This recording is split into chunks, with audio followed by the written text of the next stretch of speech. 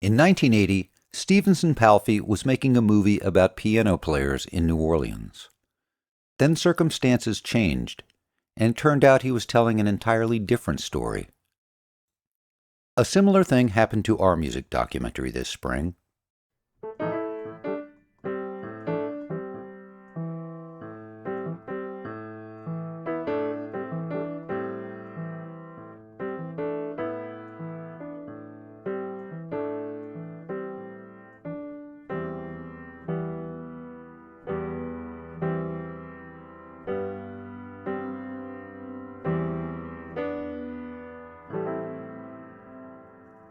Maybe more than other people, we're creatures of habit. We like what we like, and we want it to stay that way. We try to preserve things, however we can, even as the world inevitably changes around us. We also, rather famously, like a lot of what we like. This is, after all, the town where one bar sued another over the ownership of the phrase big-ass beers. But sometimes things can't be the same, and we can't do what we want. It's frustrating, but we understand the reasons. We felt the same after the flood of 2005. Just a run to the grocery was like a commando mission, and we yearned for a simple, normal New Orleans moment. But for the better part of the year, we were all pulling together, more or less. We had differences, but the first question was always, "How are you doing?" Like the rest of the country, right now we're debating how to open up more businesses without putting customers and workers and their families at risk. Trying to balance "I want" and "how you doing." But what should be a discussion of public health and the economy is starting to sound more and more like an us versus them political campaign. And it turns out, some are making it that way on purpose. We'll have more on that, but last week's news comes first.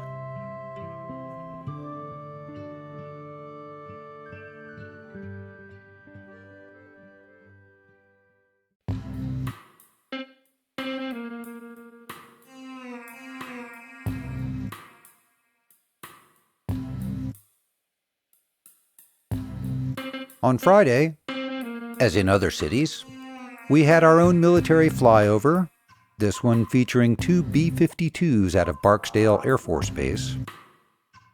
Some expressed confusion over the purpose for it, and there were some interesting Dr. Strangelove and 80s music references, but the airshow did end with a very New Orleans flourish, and if it lifted the morale of medical workers, we're all for it.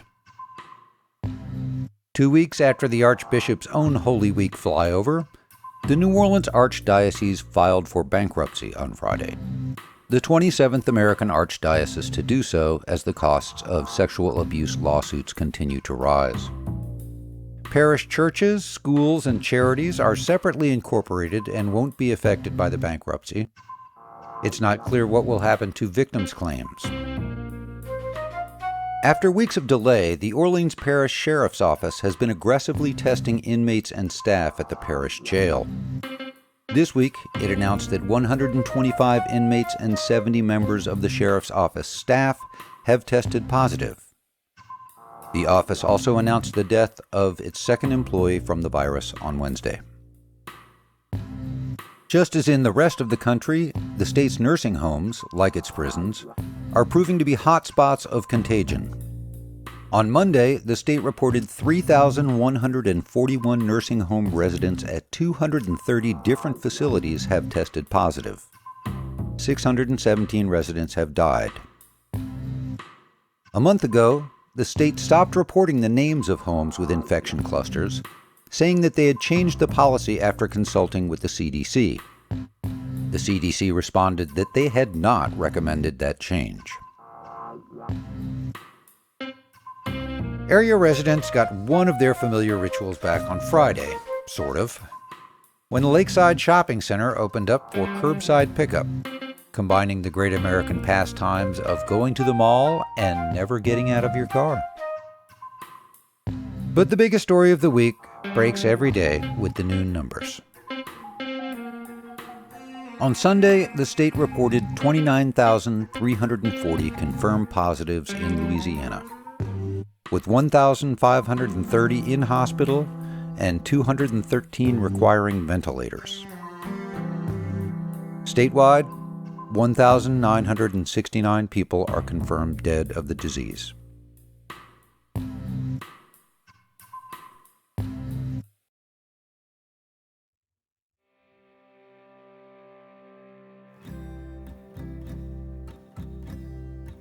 Right now, we're a perfect tiny picture of America.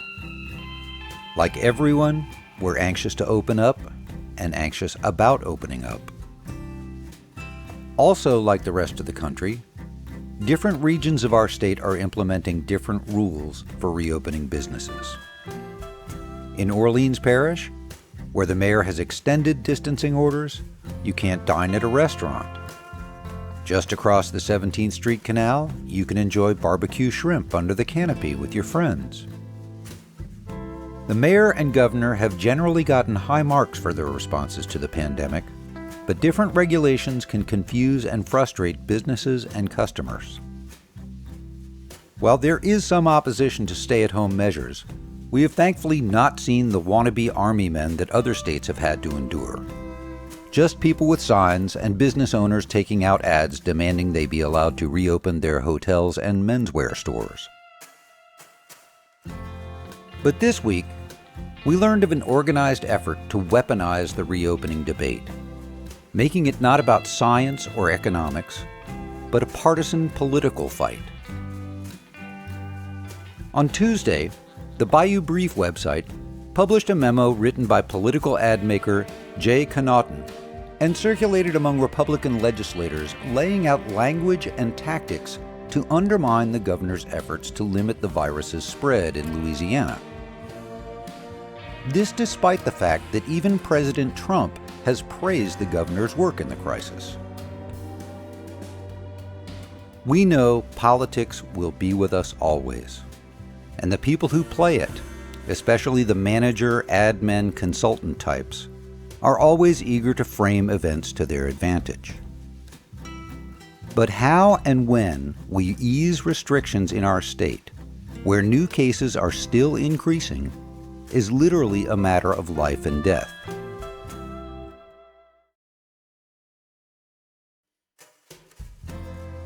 This is a time for public servants to follow science and the facts, not cleverly crafted talking points. Because, though it may not seem like it, we're all in the same nursing home now.